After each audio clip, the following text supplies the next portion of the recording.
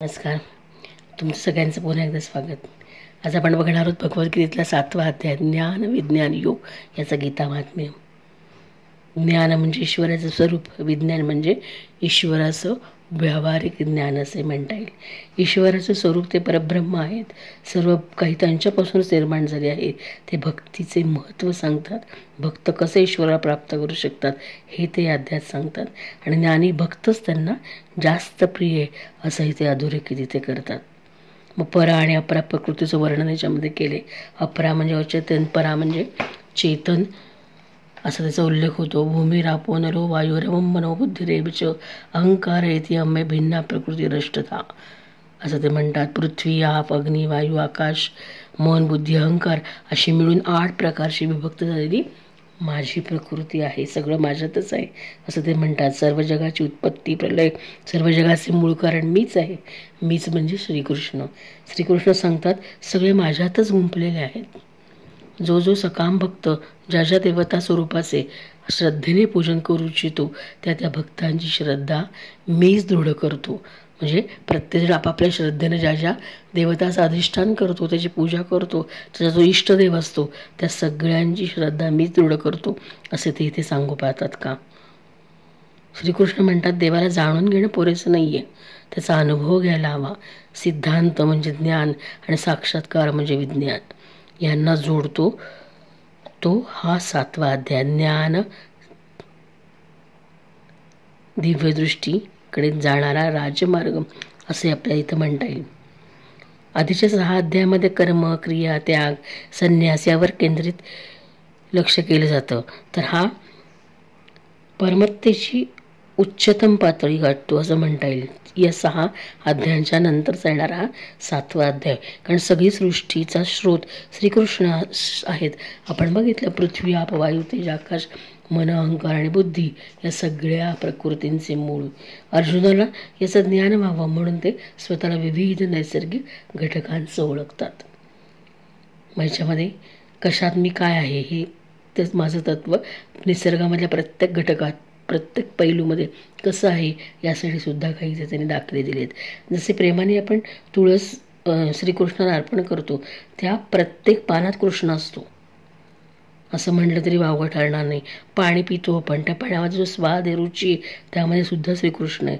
हवा जी आपल्याला ताजेपणा देते, सचेतना देते, तर त्यात सुद्धा श्रीकृष्ण आहे. म्हणजे श्रीकृष्ण हा सृष्टीच्या प्रत्येक पैलूमध्ये आहे आणि त्याच्यात ही गोष्ट असणं म्हणजेच दैवी आहे असं सुद्धा म्हणता येईल आपल्याला याच्यामध्ये नकळत.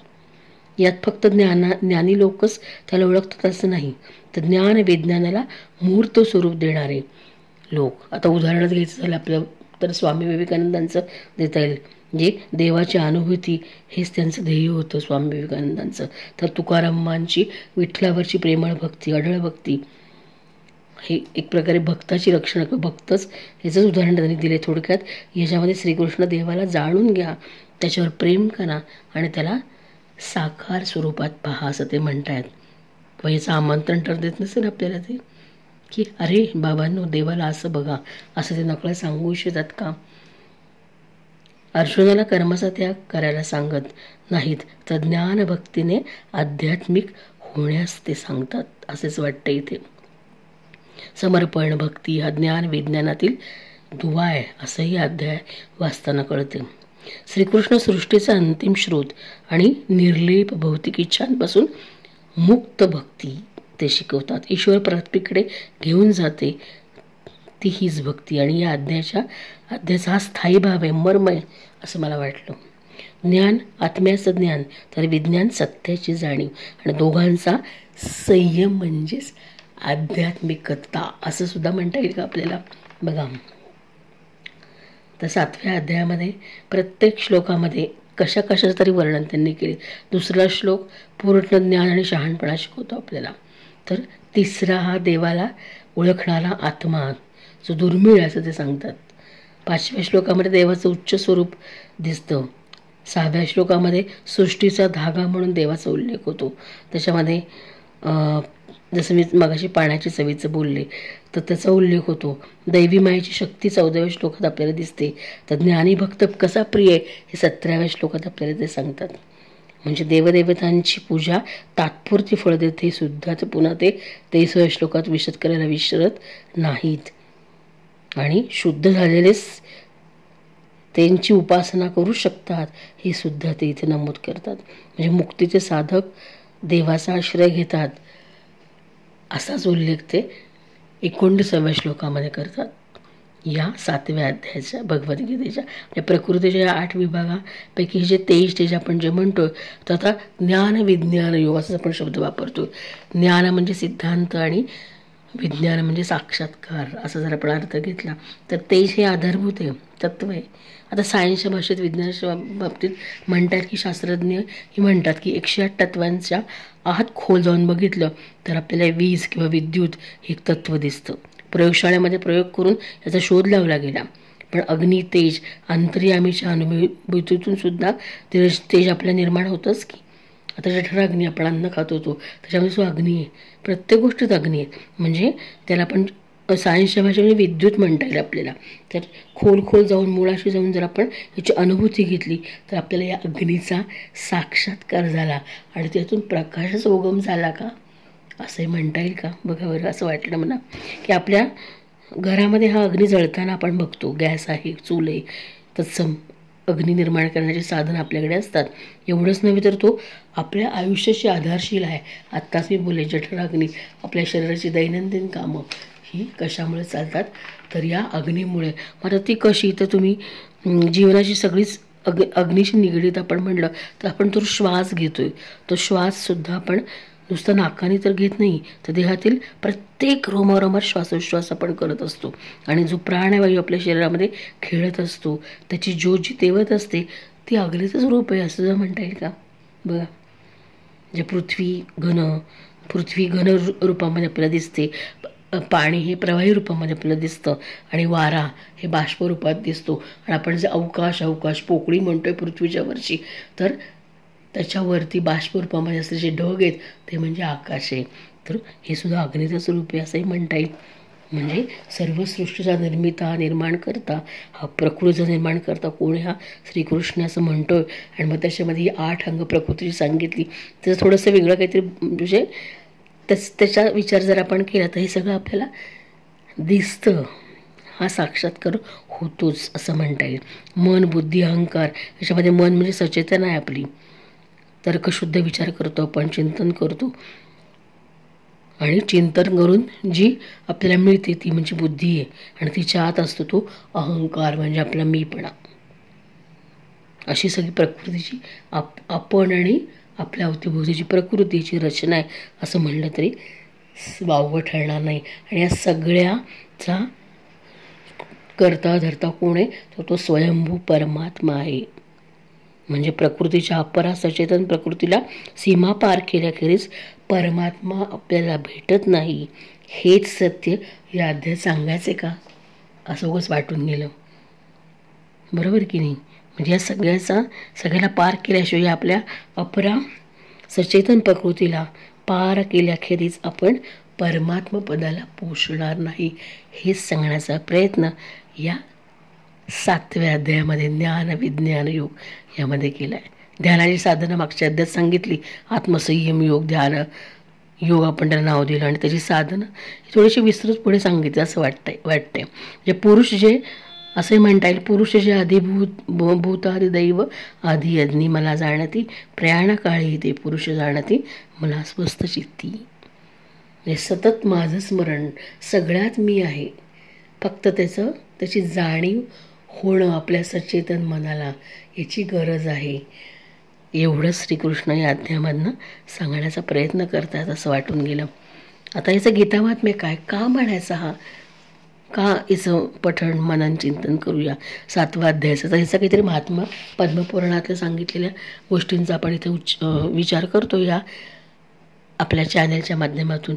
तर आता या 7व्या अध्यायाची पूर्वपेटिका तर आपल्याला कळाली, ज्ञान विज्ञान योग. मग त्याचं महात्म्य काय आहे, तर भगवान त्या आपल्या मूळ महात्म्याकडे आपण बोलूया की भगवान. आणि मग त्याचा संदर्भ या पूर्वपेटिकेमधल्या काही तत्वांशी लागतोय का, काही बरोबर म्हणजे आपल्याला जुळते का, काही इथनं काय घेता येईल आपल्याला. म्हणजे आपण इथे उलट विचार करतोय. आधी महात्म्य नाही बघत आहे आपण, आधी गीतेमध्ये काय त्या अध्यायात सांगितले याचा विचार मी केला आणि मग त्या महात्म्याशी कनेक्ट करण्याचा प्रयत्न न करत आपण आपलं मन करालच, तुम्ही करत असालच असाच थोडासा विचार होता. म्हणून या अनुषंगाने या गोष्टी मी घेते. आपल्या महात्म्याकडे आपण पडूया. भगवान शिव म्हणाले, पार्वती, आता मी 7व्या अध्यायाचे महात्म्य सांगतो. ते ऐकल्याने कानात जणू अमृताचा वर्षाव होतो. पाटलीपुत्र नावाचे एक दुर्गम नगर आहे. त्याचे गोपूर अतिशय उंच आहे. गोपूर म्हणजे कळस. त्या नगरात शंकुकर्ण नावाचा एक ब्राह्मण राहत होता. त्याने व्यापार करून पुष्कळ संपत्ती जमवली, परंतु कधी श्राद्ध करून पितरांना मात्र संतुष्ट केले नाही की यज्ञ करून देवतांना. तो जमवलेल्या संपत्तीच धनिकांना भोजन इत्यादी देऊन संतुष्ट करी. इथं तो ब्राह्मण आपल्या 4थ्या विवाहासाठी आपल्या मुलांना बांधवांना घेऊन परगावी निघाला होता. वाटेत मध्यरात्र जेव्हा तो झोपला होता तेव्हा एका सापानं कोठून तरी येऊन त्याच्या दंडाला दंश केला. त्याचबरोबर त्याच्या सर्पदंशावर मणी, मंत्र, औषध इत्यादी उपचार केले, पण कशाचाही परिणाम न होता त्याचे प्राण निघून गेले. कालांतराने तो जीव सर्पयोनी जन्माला आला. पुनर्जन्म कन्सेप्ट आहेच. मरतेवेळी त्याचे चित्त त्याने कमावलेल्या संपत्तीत गुंतले होते.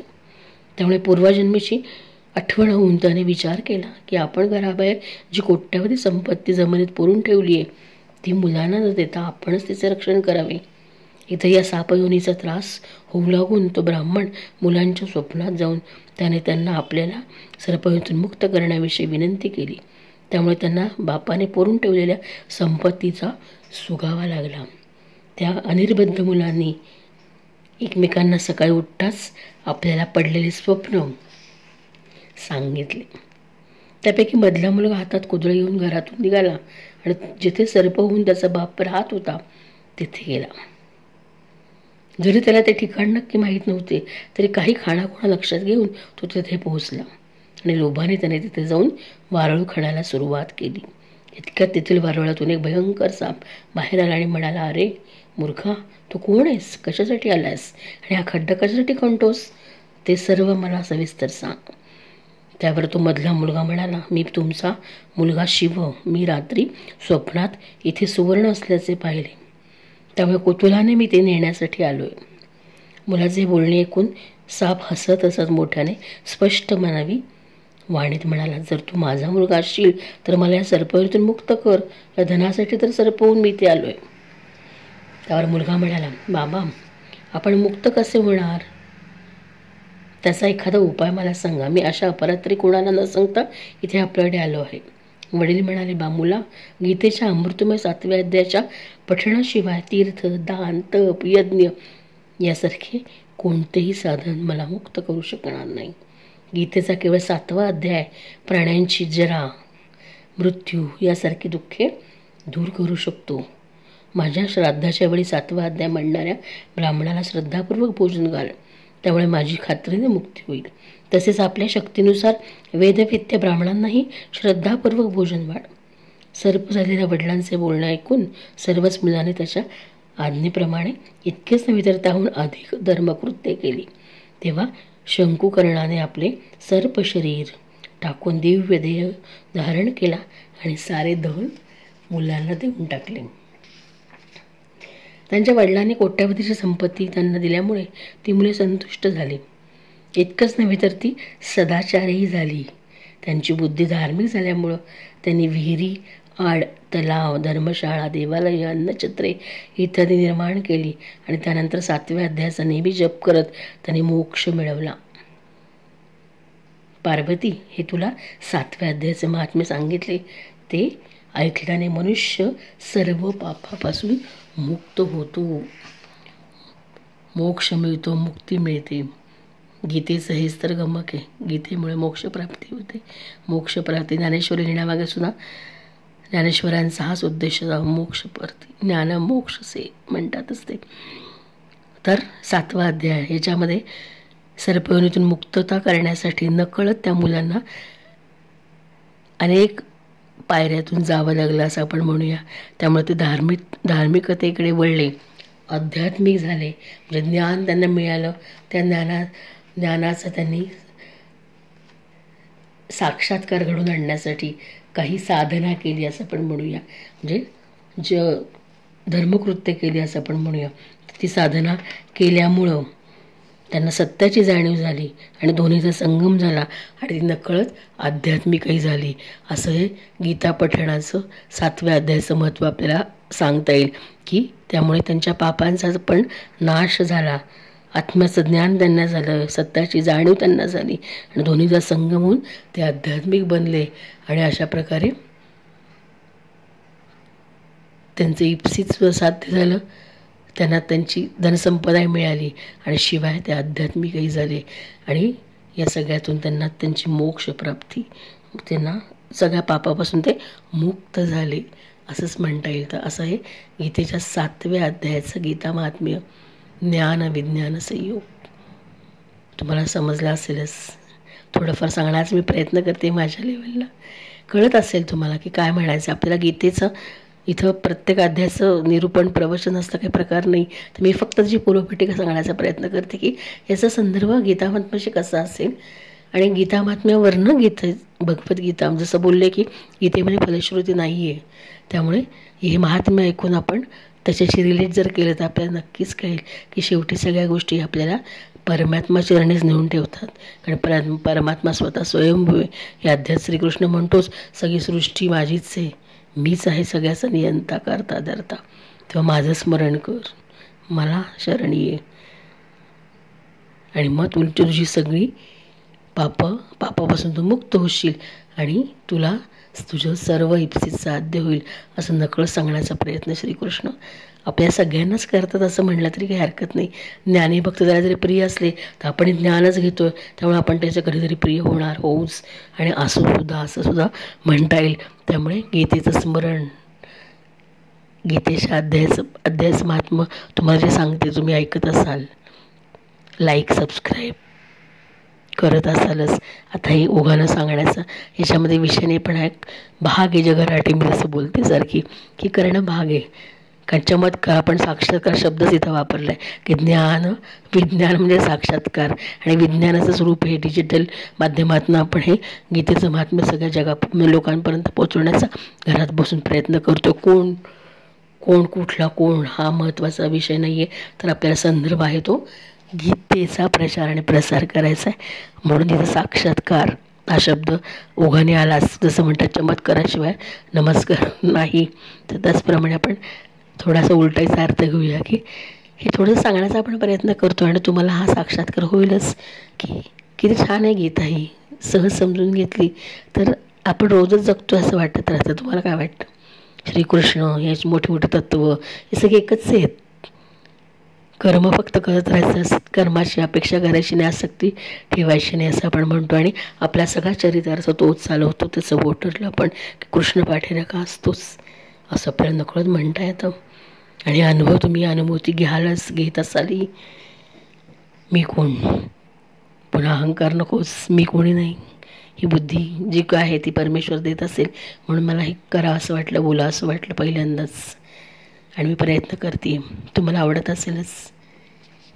सगळ्यांना शुभेच्छा आणि उद्या भेटूच. जय श्री कृष्ण. धन्यवाद.